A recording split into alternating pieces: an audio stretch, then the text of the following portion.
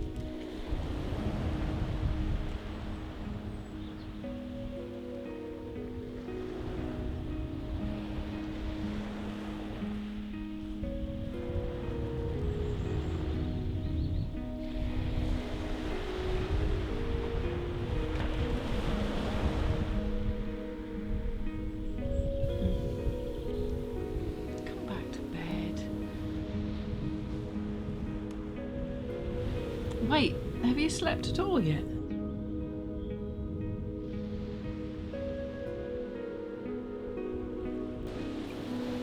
Heard the door.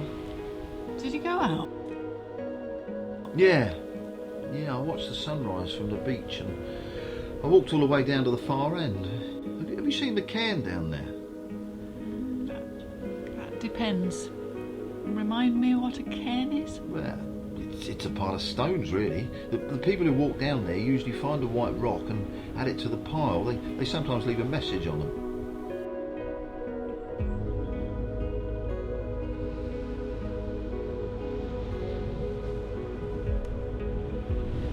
See, some of them are really lovely, just missing people, loved ones, wishing they were there, that sort of stuff. Some people just write their name and the date on it, but it's not that far up there. I could take you up there sometime. What does yours say? Mine? What makes you think I did one? I know you, Dimitri. You always have to leave your mark one way or the other. Besides, I can't imagine you pass up the opportunity to leave a little piece of your wit for some stranger to find. That's interesting. I can't say I'd honestly thought of myself like that before, but Yeah, actually, I did add a couple of stones. Well, it's funny. Look, I don't think I've mentioned this before, and this is really going to take some explaining, so just bear with me. Well, when I was about 10, and then at about 25, I think I would have put frankly, I existed for the first time.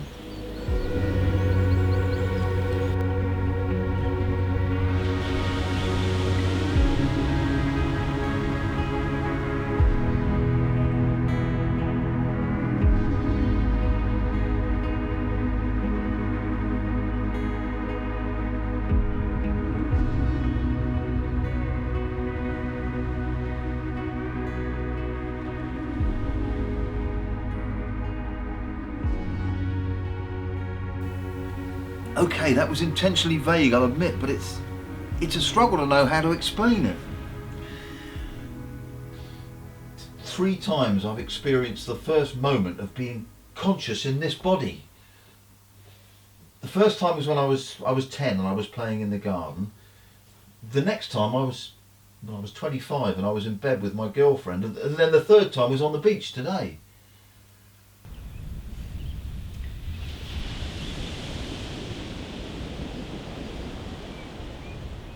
Three? You mean 4, surely?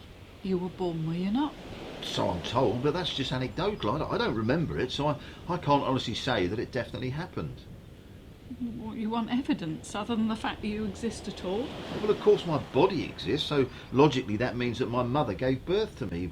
But remember, 3 times in my life I've experienced coming into existence for the first time, so it seems completely reasonable there would be periods of time where the opposite occurs, periods of unexistence, a sort of unconsciousness, a lack of awareness. Well, I suppose I can understand that. I think everyone has bouts of not being completely lucid. That's why Buddhists practice mindfulness, no? Thinking about it, I have heard that there's an opposite to déjà vu. And I'd imagine that would be just like what you've explained, right? That's right, you're talking about jamais vu. And yeah, that might well be a suitable title for it. It may be something completely different. Makes no difference to me either way. I mean, why should giving it a name change my opinion of the experience? Well, I don't suppose it should. But it might mean this existential experience that's so significant to you may be more common than you think. But to humour you, I can't help but remember this guy I was listening to the other day. He was talking about dreams, I think. Anyway, the basic idea was, what if reincarnation doesn't require death? Yeah. I mean, it's crazy, but it's a fun idea.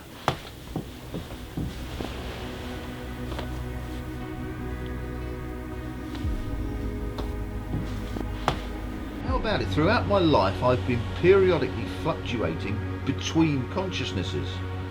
So what, you inhabited a fish for a while and then suddenly you're Dimitri?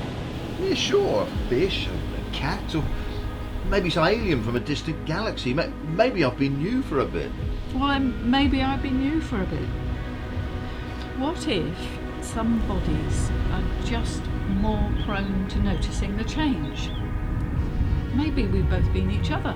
Or are each other, just at different points in time. Well, by that logic, it's reasonable to assume there could be just one being that's infinite. I think we've just defined ourselves as an individual facet of God. That's weird. Alan Watts said just the same thing to me this morning.